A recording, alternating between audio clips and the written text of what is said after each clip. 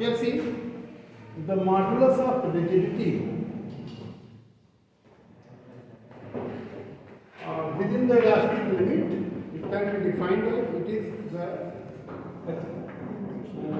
within the elastic limit, the ratio of the tangential stress to the shear strain,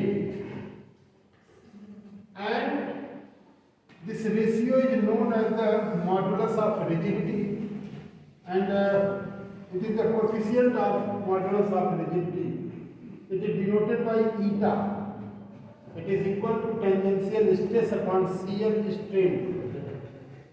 Tangential stress, when a force is applied on a cubical body, then the upper surface is displaced from its initial position through a small angle theta, then tangential stress is equal to tangential stress. It is equal to F upon A.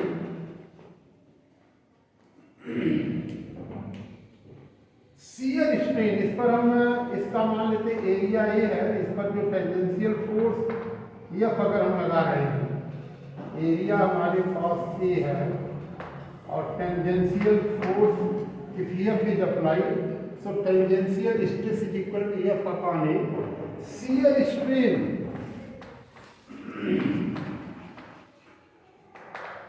it is equal to theta. Theta it is equal to tan theta. It is delta L upon L, and therefore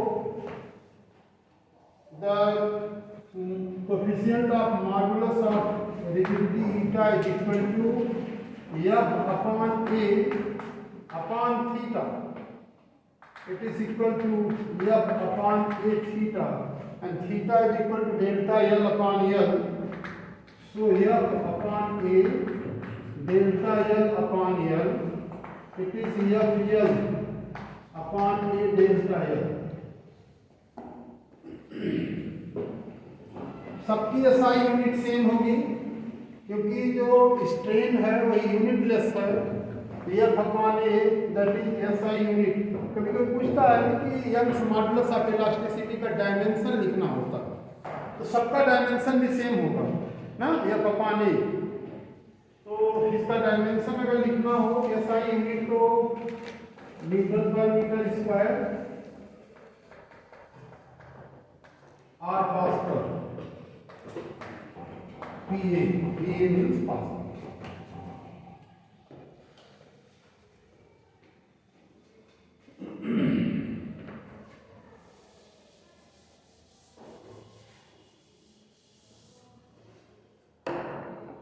इतना हो गया Newton पर metre square. Yes, अगर इसके dimension भी अच्छा है क्योंकि उधर तुम लोग जब डायमेंशन में पढ़ रहे थे तो पूछा जाता कि यंग्स मॉडुलस इलास्टिसिटी का डायमेंशन, तो चूंकि नया टर्म आ ही चुका है इसको देख लो, सबका डायमेंशन सेम है। Dimension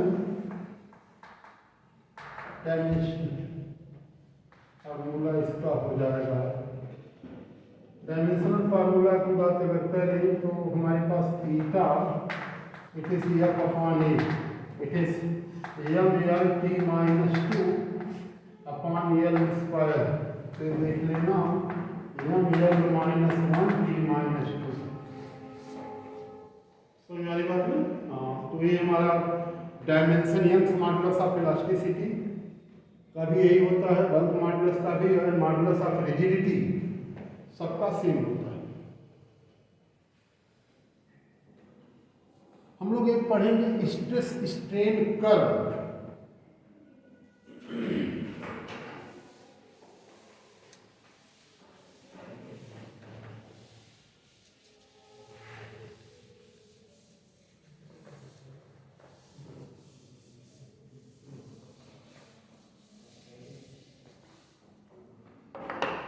stress strain curve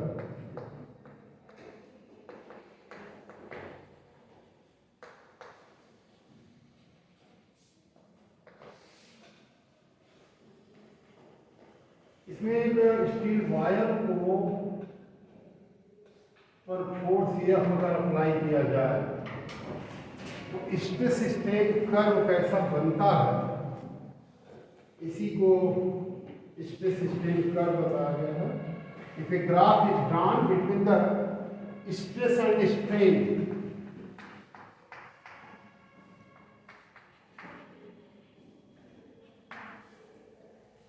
when the load, if a graph is drawn between the stress and strain, then it is known as the stress strain curve. When initially load is suspended, the length increases from O to A. If extension is only up to A, this is known as the A is known as the proportionality limit. Proportional limit इसको कहते हैं, A को हम proportional limit कहते हैं, proportional limit.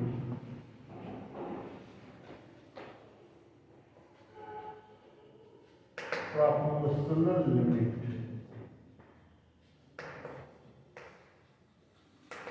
Proportional limit का मतलब stress is directly proportional to strain. Hooke's law is obeyed here. O से A तक Hooke's का लॉ पूरी तरह से ओबे किया जाता है. Hooke's law is obeyed. इस लॉ का पालन यहाँ पर आराम से होता है. When load increases from A to C, A to B, then this B is known as the elastic limit. इस B को हम elastic limit कहते हैं, elastic limit. ये वो लिमिट है जहां तक अगर छोड़ दिया जाए, अगर फोर्स को अपना हटा दिया जाए, then body regains its original shape and size. यहाँ तक है, जैसे यहाँ तक आराम से प्रोपोर्शनलिटी लिमिट है, एकदम तान दो यहाँ तक तब भी आ जाता है. लेकिन उसके बाद if more stress is applied, अगर और स्ट्रेस अप्लाई कर दिया जाता है, then B increases from B to C, curve बन जाता है. This is reaches in the plastic region.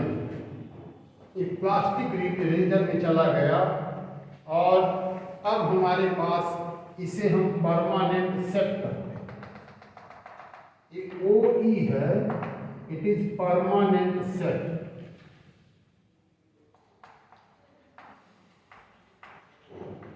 अब ये अपनी पोजीशन को रिपीट नहीं करता, परमानेंट सेट एक ग्राफ बनाया जाता है.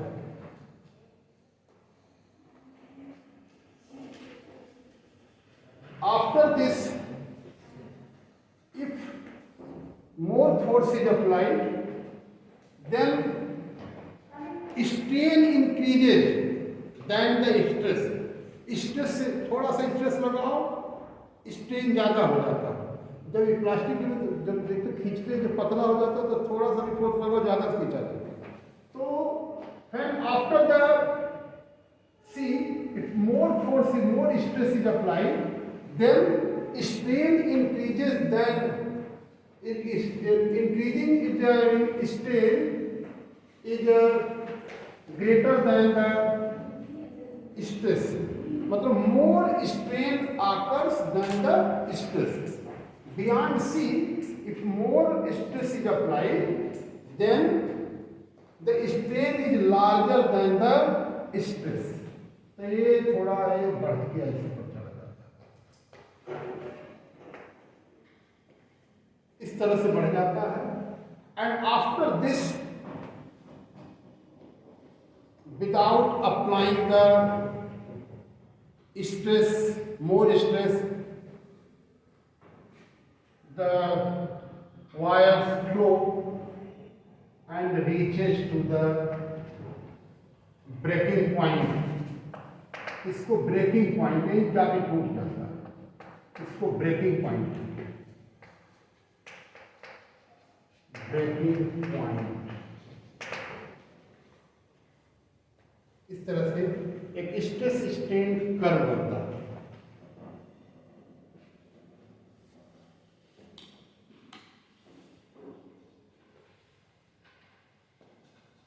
बी सी हमारा ये प्लास्टिक लिमिट में आ जाता है।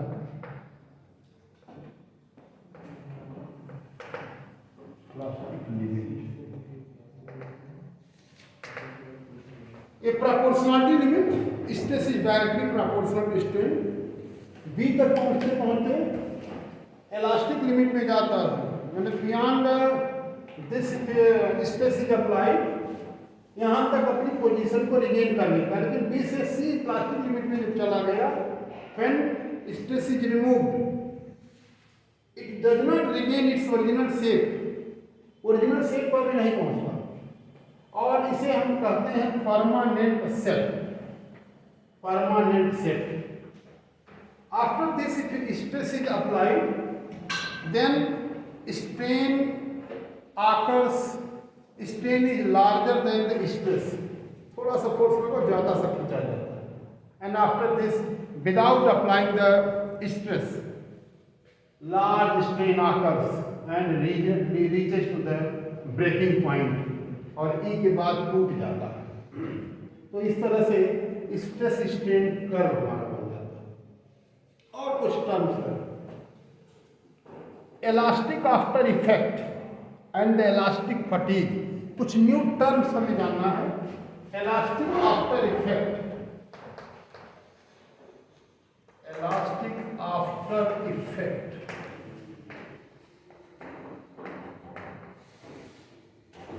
इलास्टिक आफ्टर इफेक्ट का मतलब क्या होता है, तो समझते हो क्या होता है? इलास्टिक आफ्टर इफेक्ट, इफेक्ट के बाद मतलब स्ट्रेस के बाद हमारा इलास्टिक नेचर कैसा उसका रह जाता है, इसको कहते हैं delay in regaining the original shape and size after removing the deforming force is known as the elastic after effect. कभी कभी देखा जाता है फोर्स लगा दो और फोर्स लगा देने के बाद खींच लो, बहुत देर तक ऐसे खींचा पड़ा रहता है, धीरे धीरे धीरे बहुत देर तक हो जाता है, इसे हम इलास्टिक आफ्टर इफेक्ट कहते हैं। तो डिले नोट कर सकते हो, delay in regaining the original shape and size after removing the deforming force, delay in regaining the original shape and size after removing the deforming force is known as elastic after effect, is known as elastic after effect।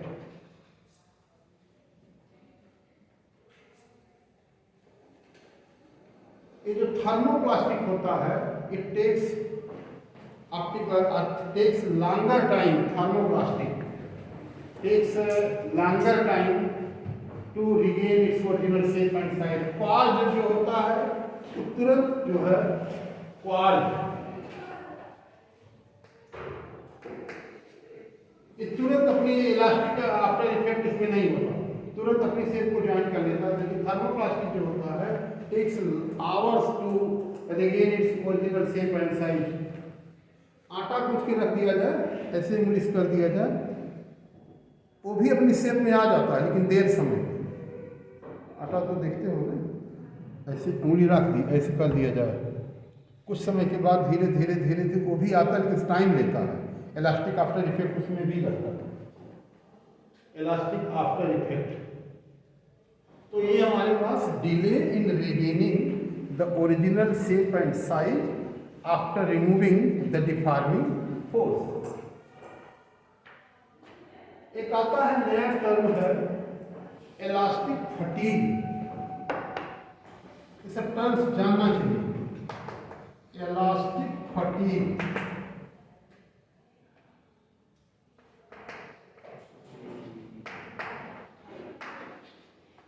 Fatigue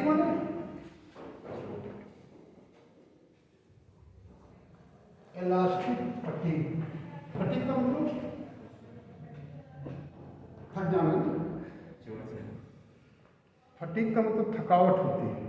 अच्छा इतना तो नहीं जानते हैं। Elastic भी थक जाती है, फेंक देते हैं। इलास्टिक भी तो थकती है, मतलब loss of strength due to repeated use. Loss of strength मतलब ये अपनी स्ट्रेंथ खो जाए। The loss of strength of any material due to repeated use. Note कर सकते हो, loss of strength of a body due to repeated use is known as the elastic fatigue. Loss of strength of a body or material due to its repeated use is known as the elastic fatigue. अपनी strength खो देता, फिर strength अगर खो देता है तो फिर वो अपनी पोजीशन को गेन नहीं कर पाता। तो bridges are declared unsafe after the long use. Example लिख सकते हो, bridges are declared unsafe after the long use. Bridges are declared unsafe after the long use.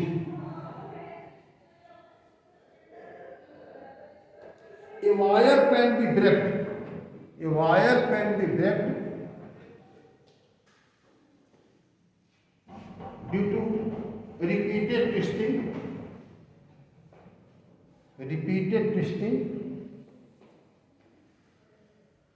तार को हम बार बार ऐसे करते हैं ना, तो अपनी स्ट्रेंथ खो देता है। एक बार करोगे तो नहीं टूटेगा, कई बार ऐसे करते हो तो रिपीटेड यूज के बाद उसकी जो इलास्टिक स्ट्रेंथ होती है खत्म हो जाती है। इसे हम इलास्टिक फटीग करते हैं। जैसे आदमी थक जाता है लगातार यूज करते करते, ऐसे ही ये भी अपनी स्ट्रेंथ खो देते हैं, इसे हम इलास्टिक फटीग कहते हैं। अब पुल है, नया पुल है, तो नया पुल बनता है, एकदम ट्रक जाती है और वाइब्रेट करते हुए संग से निकल जाती है। जो पुल बूढ़ा हो जाता है, अब एक ट्रक गया तो डिप्रेशन मार दिया, पुल बूढ़ा हो गया तो ही बैठा हुआ। दूसरा ट्रक गया, वो भी उसी में चला गया। तीसरा गया तो अंदर ही चला गया। तो लिख दिया जाता है ना, it is unsafe, heavy vehicles are prohibited, ऐसा कुछ लिख देते हैं। एक दो खम्मा गाड़ देते, छोटी गाड़ियाँ जाएंगी, बड़ी गाड़ियों में रेस्ट्रिक्शन। क्योंकि ओल्ड ब्रिजेज जो होते हैं दे आर डिक्लेयर्ड अनसेफ। अब वो सुरक्षित नहीं रहे, क्यों? क्योंकि उस पर डिप्रेशन बन गया। तो अच्छा, जो नया पुल होता है उस पर डिप्रेशन बनता है तुरंत, जैसे वाइब्रेट भी करता हुआ नया पुल में गाड़ी जाती है, और एकदम पुल का वाइब्रेशन भी जरूरी है। अगर वाइब्रेट नहीं करेगा तो हार्ड हो जाएगा, इस नाते वो वाइब्रेशन भी होना चाहिए। और जब कमज़ोर हो जाते हैं तो इलास्टिसिटी खो देते हैं, वो वाइब्रेट की जगह दबे तो दबे रह गए, यही प्रॉब्लम होती है। तो इसे हम कहते हैं, तो ये तो सब में हम हड्डी भी ओल्ड एज के बाद इलास्टिक फटीग आ जाता है, वहाँ भी स्ट्रेंथ का लॉस हो जाता है। अब वो चीज़ नहीं रह जाती है कि एक बार बेंड हुई तो फिर स्ट्रेट हो गए, बेंड हुई तो फिर। ओल्ड एज के लोग अभी कभी जाड़े वाड़े बेचारे गिर जाते हैं तो बैठे जब तक कोई उठाए वहीं पड़े रह जाते हैं। बच्चे हैं गिरते हैं, थर से तुरंत खड़े हो जाते हैं। इलास्टिक फटीग ये भी ये सब प्रॉपर्टी मतलब इलास्टिसिटी का। तो ये हमारे पास elastic after effect, delay in regaining the original shape and size, and here loss of strength. तो ये हमारा स्ट्रेस स्ट्रेन कर्व है, इलास्टिक फटीग है। इलास्टिक पोटेंशियल एनर्जी लोग पढ़ेंगे, elastic potential energy.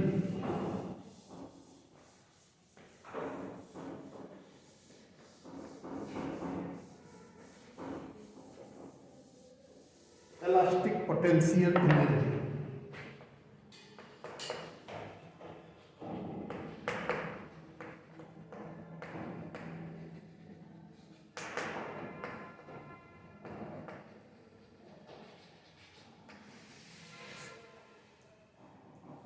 Potential energy जानते हो काम करने से आती है। जब भी कभी एनर्जी की बात की जाएगी, कुछ न कुछ काम करने से ही हमें एनर्जी गेन होती है। इलास्टिक पोटेंशियल एनर्जी में जब हम किसी चीज़ को खींचते हैं या किसी चीज़ को दबाते हैं, एक रीस्टोरिंग फोर्स लगता है। उस रीस्टोरिंग फोर्स के अगेंस्ट हम वर्क करते हैं। When we stretch the body, the restoring force opposes the force. Against this restoring force some work is done and that work is converted into the elastic potential energy। यही potential energy होती है। तो जब हम compress करते हैं, यही potential energy हमारी बॉडी में आ जाता है, मसल एनर्जी में कन्वर्ट हो जाता है। कंप्रेस करते हैं या इसे खींचते हैं। तो एक्सरसाइज भी लोग करते हैं बुल वर्कर से ना, तो दबाते हैं और ऐसे खींचते हैं, तो ये हमारा वो इलास्टिक पोटेंशियल एनर्जी हमारी बॉडी में आ जाता है। तो यही हमें इलास्टिक जितना ज़्यादा वर्क करना पड़ेगा उतनी ज़्यादा एनर्जी हमारी बॉडी में कंजर्व हो जाती है। तो इलास्टिक पोटेंशियल एनर्जी मतलब मेरी बॉडी कंप्रेस्ड और stretched against the restoring force, some work is done, that work is converted into elastic potential energy और that work is known as the elastic potential energy. मतलब हम लिख सकते हैं कि the elastic potential energy can be defined as the energy stored in a body during its compression और extension. लिख सकते हो कि the elastic potential energy can be defined as it is the energy in a body during its compression or extension is known as the elastic potential energy। या energy contained in a body during its extension or compression is known as the elastic potential energy। Energy possessed by the body during its compression or extension is known as the elastic potential energy। Compression या extension के दौरान उसमें जो energy होती है उस energy को हम इलास्टिक पोटेंशियल एनर्जी कहते हैं। एंड सपोज ए वायर भी है, इनिशियल फोर्स इज 0, वायर की लेंथ मान लेते हैं L है, लेकिन इनिशियल फोर्स, इस पर जो इनिशियल फोर्स है, no force is applied, if no load is applied here, तो initial force F is equal to 0। If force धीरे धीरे फोर्स बढ़ेगा, if the final force it is equal to F and increased in length, increased in length delta L, मान लेते हैं बढ़ करके delta L हो गया। तो अब देखो जब खींचते हैं तो धीरे धीरे बढ़ता है, तो फोर्स भी धीरे धीरे बढ़ता है। तो शुरू में 0 था, बाद में थोड़ा थोड़ा बढ़ते बढ़ते मान लो F तक हो गया। तो एवरेज फोर्स क्या हो गया है? Average force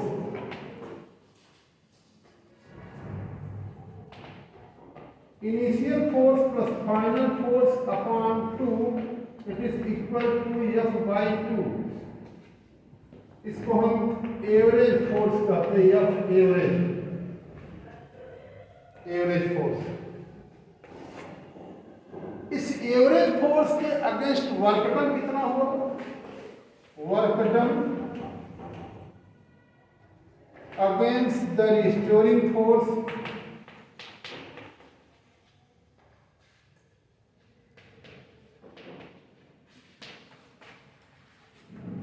work done against the restoring force is equal to force into displacement। Restoring force इधर लगता है, डिस्प्लेसमेंट यहाँ पे हमारे पास अप्लाइड फोर्स कितना, एवरेज फोर्स इधर हो गया, रिस्टोरिंग फोर्स करके हम काम कर रहे हैं, तो हमारा एक्सटेंशन कितना हुआ delta L। So average force into delta 1 and it is F by 2 into delta L। तो हम लिख सकते हैं half into F into delta L, ये वर्क डन हो गया।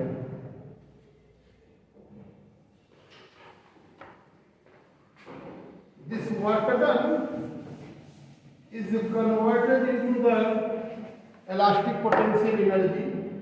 This work done is converted into elastic potential energy U, so half into restoring force into extension in the wire delta L. Volume of the wire, volume of wire is equal to AL, area base into height, मालूम होता है ना. Therefore energy it is equal to, we can write here, half into L into delta L upon AL into AL. ये हम करना ये चाह रहे थे कि AL से हमने डिवाइड मल्टीप्लाई इसलिए कर दिया कि हमारे पास हाफ इंटू एफ अपॉन ए हो गया into delta L upon L हो गया इंटू एल हो गया. ये पूरा हमारे पास इलास्टिक पोटेंशियल एनर्जी हो गया कितना, ये स्ट्रेस हो गया, स्ट्रेन हो गया है. तो this can be written as half into stress into strain into volume.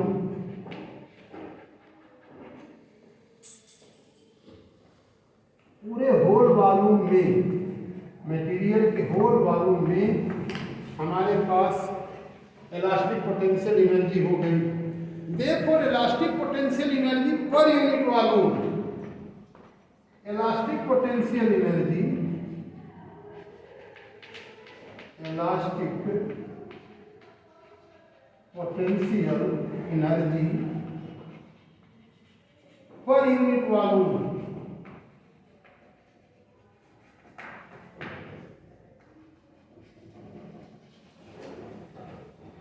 इसको हम पर यूनिट वॉल्यूम, कोई तो हमारा कैपिटल यू है, ये स्मॉल यू से डिनोट करते हैं. It is U upon volume and this is equal to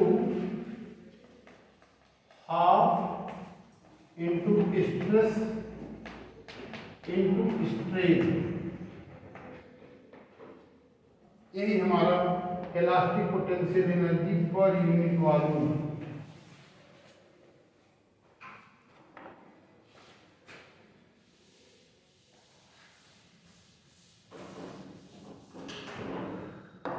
Note down this. Young's modulus y is equal to stress upon strain. So stress is equal to y into strain. Thus elastic potential energy U is equal to half, in place of stress we can write the Young's modulus into strain और है, तो ये हमारे पास ये भी मिल जाता है. Elastic potential energy is equal to half into Young's modulus of elasticity into strain square. तो ये हमारा डेरिवेशन मिल जाता है.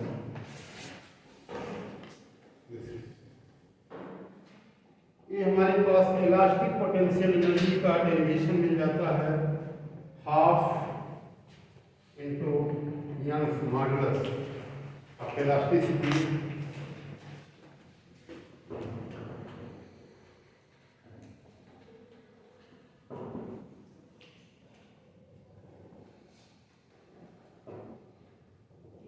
और एक टॉपिक और है,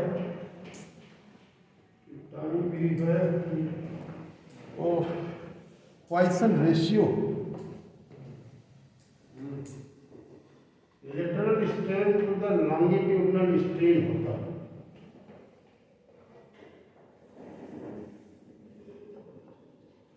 पॉइसन रेशियो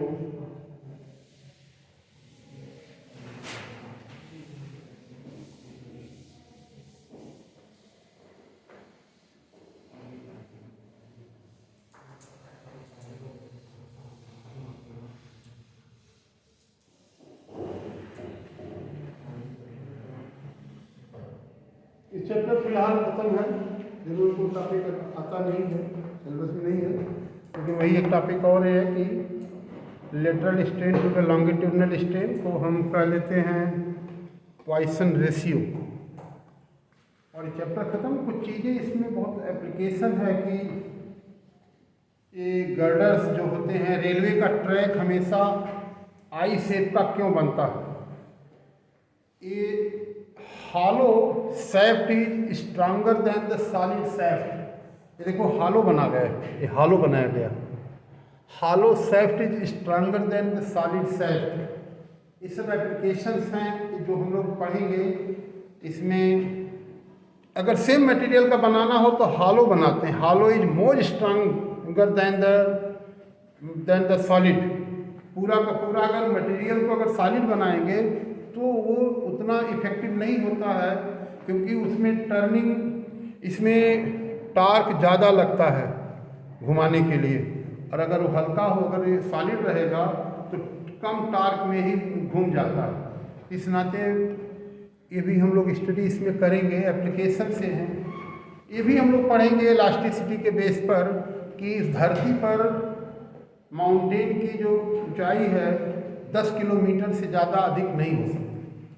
इसमें एप्लीकेशंस हैं और इसका इलास्टिक लिमिट जान करके हम लोग कैलकुलेट की इस पूरे धरती पर 10 किलोमीटर से ज़्यादा माउंटेन की ऊंचाई नहीं हो सकती। ये सब एक दो एप्लीकेशन हम लोग कल देखेंगे कि अभी देखो एवरेस्ट, अगर इससे कोई अगर हमारी धरती पर अगर 10 किलोमीटर से ऊंचा कोई पहाड़ अगर हो गया तो वह धरती के अंदर खुद चला जाएगा, क्योंकि जो इलास्टिक लिमिट है, जो टिपिकल स्टोन हमारा है, उसकी जो इलास्टिक लिमिट है वह 10 किलोमीटर से ज़्यादा वेट को झेल नहीं सकता, और अगर ऊंचा उठेगा तो नीचे चला जाएगा। इसको आप